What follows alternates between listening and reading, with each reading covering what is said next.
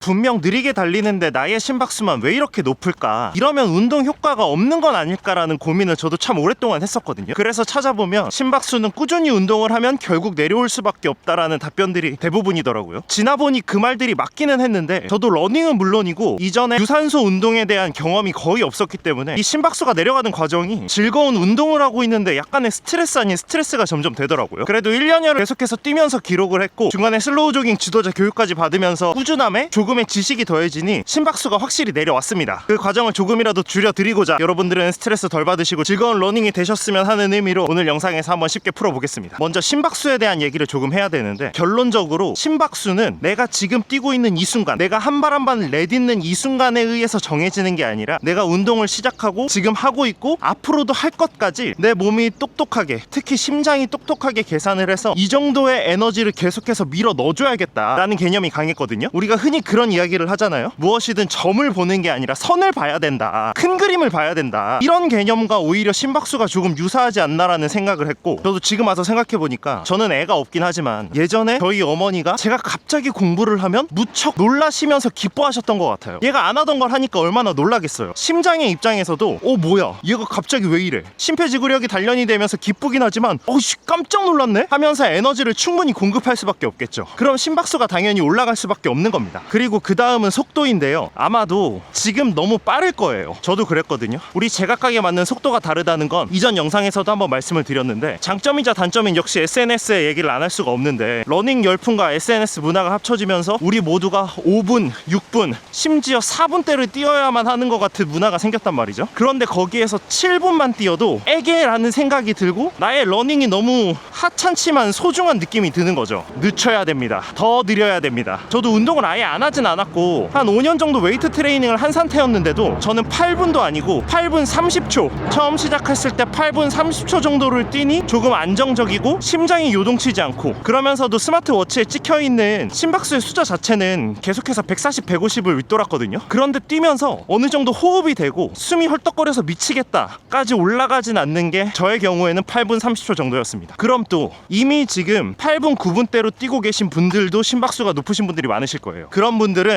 우리 심장이 지금 기뻐하며 놀라하고 있구나, 얘가 안 하던 심폐지구력 훈련까지 하네라고 생각하면서 이전에 운동을 하지 않으며 살았던 나의 수십 년의 세월을 밀린 방학 숙제를 하는구나 라고 생각하시면 되겠습니다. 저의 권장은 8분 30초에서 9분 30초 정도로 천천히 뛰시면 괜찮다는 거. 그래도 페이스가 힘드신 분들은 뛰면서 대화하기로 많이 측정하잖아요. 지금 저처럼. 저도 지금 9분 전후의 페이스이기 때문에 그럼 저한텐 지금 이게 맞는 거죠. 하지만 1년 전에는 말하면서 뛴다는 거, 특히 이렇게 영상을 찍으면서 뛴다는 건 상상조차 할 수 없었거든요. 이 정도 수준까지 우리가 흔히 말하는 존2, 슬로우 조깅에서 추구하는 심박수의 50에서 60%의 심박수는 생각보다 금방 찾아올 수 있습니다. 조바심을 갖지 마세요. 즐거우려고, 몸에 좋으려고 하는 운동인데 스트레스까지 받으면 그거만큼 실이 되는 게 어디 있겠어요. 그리고 세 번째는 케이던스입니다. 케이던스를 올리려고 노력을 해보세요. 애당초 슬로우 조깅, 제가 말씀드리는 정확한 슬로우 조깅의 자세를 추구하시는 분들은 이미 170에서 180의 케이던스를 맞추려고 노력을 하고 계시잖아요. 결과론적인 이야기이긴 하지만 케이던스가 올라가면 끝에 종착점에서는 심박수가 내려올 수밖에 없어요. 케이던스를 올리려면 보폭을 더욱더 좁게 해야 되잖아요. 그럼 당연히 몸의 전체적인 움직임 자체도 줄어듭니다. 그리고 부담도 줄어듭니다. 또 다른 이야기지만 슬로우 조깅에서도 보폭을 좁히고 케이던스를 높이는 이유가 무릎, 관절,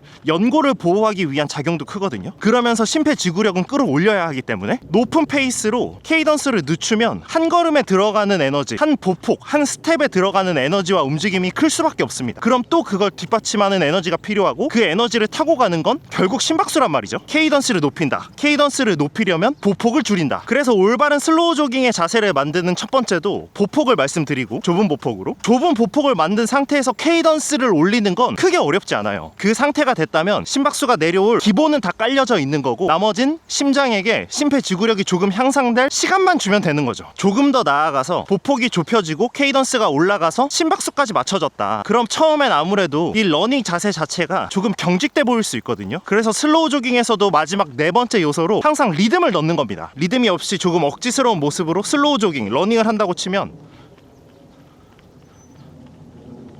이런 모습일 수밖에 없잖아요. 최대한 리듬감 있게 어깨를 털어준다는 느낌으로, 털썩털썩 한다는 느낌으로 리듬이 최대한 생기거든요.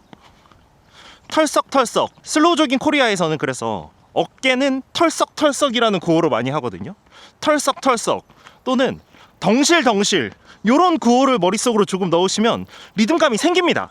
그냥 열심히 뛰면 심박수가 내려온다라는 말은 맞기는 하지만 그런 고수들의 말씀은 이미 심박수를 낮추는 이 과정을 사실 잊으셨을 확률이 높거든요. 지금 하루하루 한 러닝이 귀한 우리 초급자분들은 이 영상으로 조금이라도 도움이 되셨으면 좋겠습니다. 실질적으로 심박수가 내려오는 도움, 그것뿐만 아니라 취미임에도 불구하고 어쩔 수 없이 조금 스트레스를 받으셨던 게 있다면 이 영상으로 조금 조급함을 내려놓으시고 하루하루 건강하고 즐거운 러닝이 되셨으면 좋겠습니다. 조금 어렵거나 안 되는 게 있으시면 댓글로 남겨주시고 저는 다음 영상에서 다시 인사드리겠습니다.